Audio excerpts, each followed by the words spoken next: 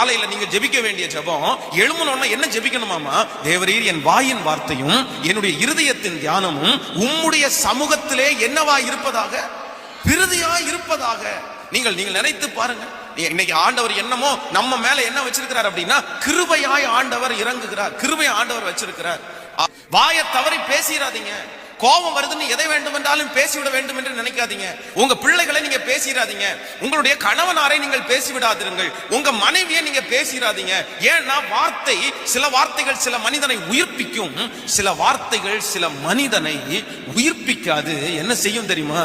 சில வார்த்தைகள் சில மனிதனை கொல்லும் என்று வேதம் சொல்லுது. நம்ம என்னமோ அறியாமத்தனமா இருக்கிறோம் அப்படின்னா அது பெரிய விஷயம் இல்ல, அது ஒரு பெரிய பொருட்டா எடுக்கிறது இல்ல. பேசலாம், அதென்ன பெரிய விஷயம், யாராவது கேட்க போறாங்களா, ஏதாவது திட்ட போறாங்களா, அப்படியெல்லாம் இல்லையே அப்படின்னு நினைக்கிறோம். இல்லவே இல்லை.